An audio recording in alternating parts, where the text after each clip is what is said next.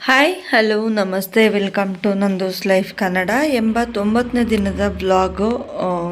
Night ಕೂಡ ಏನೂ ಕೆಲಸ ಮಾಡಿರಲಿಲ್ಲ. ಸೊ ಊಟ ಮಾಡ್ತಾ ಇದ್ದಂಗೆ ಬೆನ್ನು ವಿಪರೀತ ಜಾಸ್ತಿ ಆಗೋಯಿತು. ಯಾಕೆ ಹಂಗಾಯಿತು ಅನ್ನೋದು ನನಗೂ ಗೊತ್ತಿಲ್ಲ. ವಿಪರೀತ ಬೆನ್ನು ಜಾಸ್ತಿಯಾಗಿ ಪ್ರಾಣ ಹೋಗಂಗೆ ಆಗೋಯ್ತು ನನಗೆ.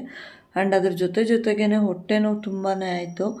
ಮಾತ್ರೆ ಗ್ಯಾಸ್ಟ್ರಿಕ್ ಮಾತ್ರೆ ಅಷ್ಟೊತ್ತಿನಲ್ಲಿ 10:30 ಹುಡುಕಿ ಕುಡಿದ್ಬಿಟ್ಟು ಒಂದು ಮಾತ್ರೆ ಕುಡಿದು ಮಲಗ್ದೆ ನಾನು. ಅಷ್ಟು ಪೇಯ್ನ್ ಇತ್ತು.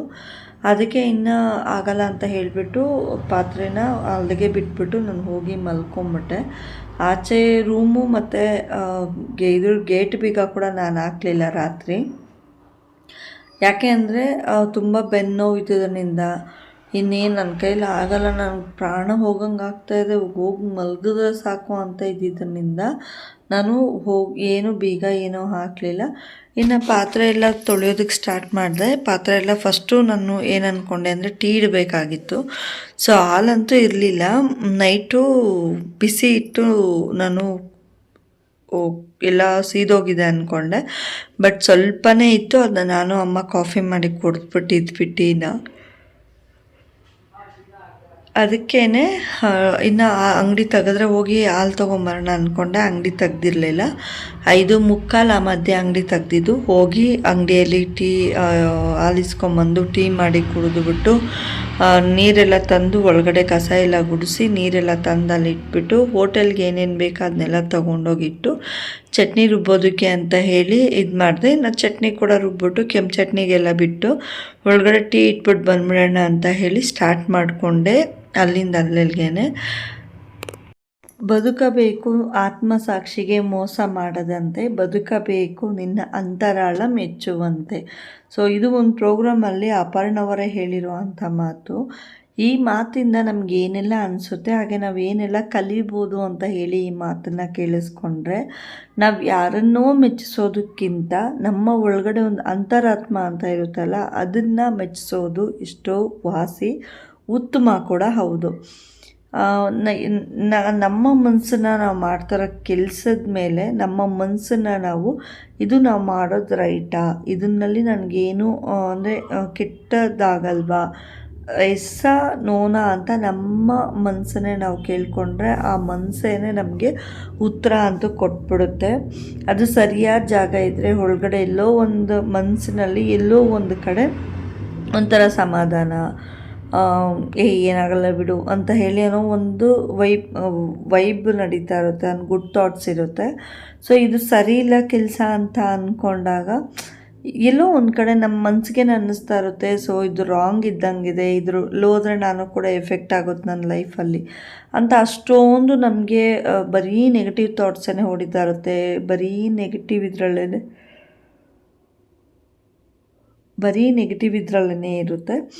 ಸೊ ಆವಾಗ ನಾವೇನು ಮಾಡಬೇಕು ಅಂದರೆ ನಮ್ಮ ಅಂತರಾಳ, ನಮ್ಮ ಮನಸ್ಸನ್ನ ನಾವು ಫಸ್ಟು ಒಂದು ಸತಿ ನಾವು ಕೇಳ್ಕೋಬೇಕು, ನಾನು ಮಾಡ್ತಿರೋದು ಕರೆಕ್ಟ್ ಇದೆಯಾ, ರೈಟಾ ರಾಂಗಾ ಅಂತ. ಅದ್ರ ಸೂಚನೆ ನಮಗೆ ಅಲ್ಲೇ ಸಿಕ್ಬಿಡುತ್ತೆ. ಇನ್ನು ನಾನು ಸ್ನಾನ ಎಲ್ಲ ಮಾಡ್ಕೊಂಬಂದು ಹೋಟೆಲ್ ಹತ್ರ ಎಲ್ಲ ಹೋಗ್ಬಿಟ್ಟು ಬಂದೆ.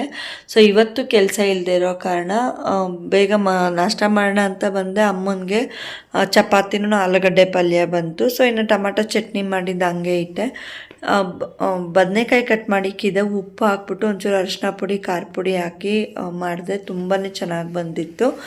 ಇನ್ನು ನನ್ನ ಕೆಲಸ ಏನೇನಿದೆ ಅದನ್ನ ಬೇಗ ಮುಗಿಸ್ಕೊಳೋಣ ಅಂತ ಪಾತ್ರೆ ಎಲ್ಲ ಉಜ್ಜಿದೆ, ಅಡುಗೆ ಎಲ್ಲ ಮಾಡಿ ಇಟ್ಬಿಟ್ಟಿದ್ದೆ.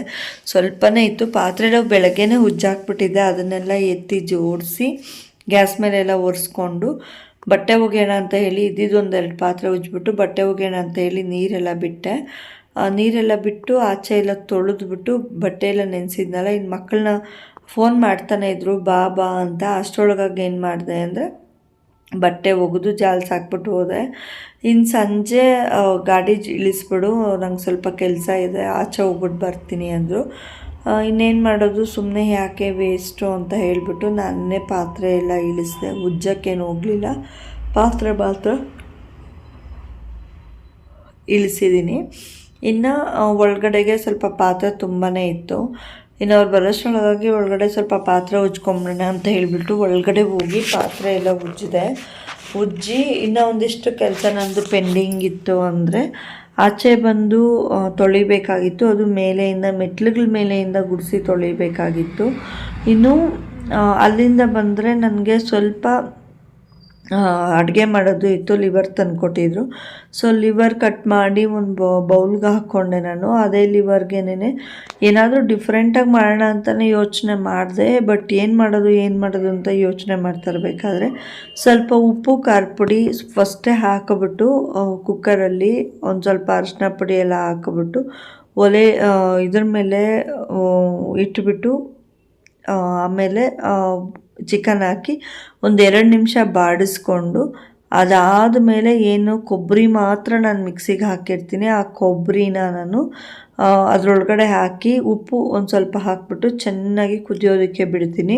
ಅದಾದಮೇಲೆ ಬೇಕು ಅಂದರೆ ನೀರು ಹಾಕ್ಕೋಬೋದು, ಬೇಡ ಅಂದರೆ ಅದೇ ಇದಕ್ಕೇನೆ ಮಸಾಲೆಗೇನೆ 2 ರಿಂದ 3 ವಿಸಿಲ್ ಹಾಕ್ಸಿದ್ರೆ ತುಂಬ ನೀಟಾಗಿ ಚೆನ್ನಾಗಿ ಗಟ್ಟಿಯಾಗಿ ಗ್ರೇವಿ ಆಗೋಗುತ್ತೆ. ಆವಾಗ ನಾವೇನು ಮಾಡಬೇಕು ಅಂದರೆ ಮತ್ತೆ ಇದನ್ನ ಬೇಕು ಅಂದರೆ ಒಗ್ಗರಣೆ ಹಾಕ್ಕೊಬೋದು, ಬೇಡ ಅಂದರೆ ಬಿಡ್ಬೋದು. ಕೆಲಸ ಚಿಕನ್ ಏನು ಗ್ರೇವಿ ಇದೆ ಅದು ಮಾಡ್ಕೊಳ್ಳೋಣ ಅಂತ ಹೇಳಿ ಅಂದ್ಕೊಂಡು ಸ್ಟಾರ್ಟ್ ಮಾಡಿದ್ದು. ಸೊ ಕೊಬ್ಬರಿ ಮೇಲೆ ಇದು ಕುಕ್ಕರ್ಗೆಲ್ಲ ಸ್ವಲ್ಪ ನೀರು ಹಾಕಿ ತೊಳೆದ್ಬಿಟ್ಟು ಹಾಕಿ ಒಂದು 5 ನಿಮಿಷ ಅದನ್ನ ಹಾಗೆ ಬಾಯ್ಲ್ ಆಗಕ್ಕೆ ಬಿಟ್ಟು ಆಮೇಲೆ ಉಪ್ಪು ಖಾರ ಎಲ್ಲ ನೋಡಿ ಅದನ್ನು ನಾನು ಇದು ಮಾಡ್ತೀನಿ. ನೋಡಿ ಈ ಥರ ಆಗಿದೆ. ತುಂಬ ಟೇಸ್ಟಿಯಾಗಿ ರುಚಿಯಾಗಿ ಬಂದಿದೆ. ಒಂಥರ ಡಿಫ್ರೆಂಟ್ ಟೇಸ್ಟ್ ಅಂತಲೇ ಹೇಳ್ಬೋದು. ಇನ್ನು ಒಗ್ಗರಣೆಗೆ ಈರುಳ್ಳಿ ಸ್ವಲ್ಪ ಹಾಕಿಬಿಟ್ಟು ಬೇಕಾದ್ರೆ ಎಣ್ಣೆ ಸಾಸಿವೆ ಹಾಕ್ಬೋದು. ನಾನು ಸಾಸಿವೆ ಏನೂ ಹಾಕಲಿಲ್ಲ. ಇದು ತುಂಬಾ ಚೆನ್ನಾಗಿ ಬಂದಿತ್ತು. ಇನ್ನೆಲ್ಲ ಕಾಯಿಸ್ಬಿಟ್ಟು ಊಟಗಳಿಟ್ಟೆ. ಮಗಳೂ ಯಜಮಾನರು ತಿಂತಾಯಿದ್ರು. ಅಮ್ಮ ನೈಟ್ ಟೈಮ್ ತಿನ್ನೋದಿಲ್ಲ, ಅವ್ರಿಗೆ ಜೀರ್ಣ ಆಗೋದಿಲ್ಲ ಅಂತ ಹೇಳ್ತಾರೆ. ಅದಕ್ಕೆ ಅವ್ರಿಗೆ ಅನ್ನನೂ ಸಾಂಬಾರೇ ಕೊಟ್ಬಿಟ್ಟು ನಾನು ಈಚೆ ಬಂದೆ. ಅಮ್ಮ ತಿಂತಾಯಿದ್ರು ಅದನ್ನೇ. ನಾನೇನು ಮಾಡಿದೆ ಅಂದರೆ ಇರೋ ಪಾತ್ರೆನೆಲ್ಲ ಉಜ್ಕೊಂಬಿಡೋಣ, ಆಮೇಲೆ ಇನ್ನೂ ಆಚೆನೂ ತೊಳಿಬೇಕು, ಮೇಲೆಯಿಂದ ತೊಳಿಬೇಕು. ಮೇಲೆ ವಿಪರೀತ ಗಲೀಜಿದೆ, ತುಂಬ ದಿನ ಆಯಿತು ತೊಳೆದು ಅಂತ ಹೇಳಿಬಿಟ್ಟು ನಾನು ಪ್ಲ್ಯಾನ್ ಮಾಡಿ ಇಟ್ಕೊಂಡಿದ್ದೆ. ಅದಕ್ಕೆ ಫಸ್ಟು ಇಲ್ಲೆಲ್ಲ ತೊಳೆಯೋದಕ್ಕೆ ನಾನು ಪ್ಲ್ಯಾನ್ ಮಾಡ್ಕೊಂಡಿದ್ದೆ. ಇದನ್ನೆಲ್ಲ ಈಗ ಒಂದು ಸೈಡ್ ತೊಳ್ಕೊಬೇಕು, ಇನ್ನೊಂದು ಸೈಡ್ ತೊಳ್ಕೊಬೇಕು ಅಂತ. ಮೇಲೆ ತುಂಬ ಗಲೀಜಿದ್ರಿಂದ ಮೇಲೆ ಕೂಡ ಪಾತ್ರೆ ನೀರು ಹಾಕಿರಲಿಲ್ಲ, ಅಲ್ಲಲ್ಲೇ ಇದ್ದವು. ಇನ್ನು ಯಾರನ್ನೋ ನಂಬಿ ನಾವೇನು ಕೆಲಸ ಮಾಡಲ್ವಲ್ಲ ಅಂತ ಹೇಳಿ ನಾನೇ ಇದನ್ನೆಲ್ಲ ಎತ್ತಿಬಿಟ್ಟು ಅಲ್ಲಿ ಮೇಲೆ ಏನು ಅಂದ್ಕೊಂಡಿದ್ದೆ ಆ ಕೆಲಸನ ಮುಗಿಸ್ದೆ.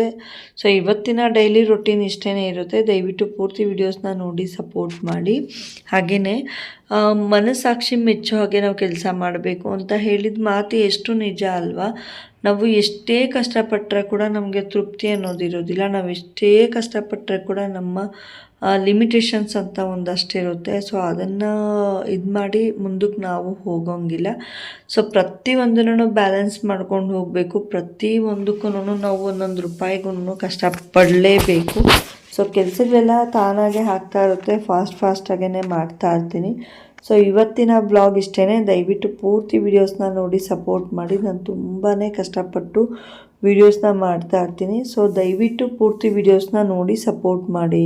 ಎಲ್ಲ ತೊಳೆದ ಮೇಲೆ ಮಲ್ಗೋಣ ಅಂದ್ಕೊಂಡೆ. ಸೊ ಆಲ್ರೆಡಿ ನಂಗೆ ವಾಯ್ಸ್ ಕೊಡ್ತಾ ಇದ್ದಂಗೆ ಕಣ್ಣು ಎಳ್ಕೊಂಡು ಹೋಗ್ತಾಯಿತ್ತು. ಯಾಕೆ ಅಂದರೆ ಬೆಳಗ್ಗೆ ಹೊತ್ತು ನನಗೆ ಟೈಮ್ ಇರೋದಿಲ್ಲ. ಅದಕ್ಕೆ ನೈಟ್ ಟೈಮ್ ಎಡಿಟ್ ಮಾಡಿ ಏನು ವಾಯ್ಸ್ ಹಾಕಿ ಕೊಡಬೇಕು ಅನ್ಕೋತೀನೋ ಅದನ್ನೆಲ್ಲ ಕೊಟ್ಬಿಟ್ಟು ಮಲ್ಕೊಂಡ್ರೆ ಬೆಳಗ್ಗೆಗೆ ಆರಾಮಾಗಿ ನಾನು ಎಲ್ಲ ಕೆಲಸನ ಮಾಡ್ಬೋದು. ನಾಳೆ ಗುರುವಾರ ಆಗಿರೋದ್ರಿಂದ ಸ್ವಲ್ಪ ಕೆಲಸ ಕೂಡ ನನಗೆ ಜಾಸ್ತಿ ಇರುತ್ತೆ. ಸೊ ದಯವಿಟ್ಟು ಪೂರ್ತಿ ವಿಡಿಯೋಸ್ನ ನೋಡಿ ಸಪೋರ್ಟ್ ಮಾಡಿ. ಇನ್ನು ಯಾರೆಲ್ಲ ಚಾನಲ್ನ ಸಬ್ಸ್ಕ್ರೈಬ್ ಮಾಡ್ಕೊಂಡಿಲ್ಲ ದಯವಿಟ್ಟು ಸಬ್ಸ್ಕ್ರೈಬ್ ಮಾಡ್ಕೊಳ್ಳಿ ಅಂತ ಕೇಳ್ಕೊಳ್ತಾ ರಿಕ್ವೆಸ್ಟ್ ಮಾಡಿ ಕೇಳ್ಕೊಳ್ತಾ ಇದ್ದೀನಿ. ದಯವಿಟ್ಟು ಸಪೋರ್ಟ್ ಮಾಡಿ, ಪೂರ್ತಿ ವಿಡಿಯೋಸ್ನ ನೋಡಿ.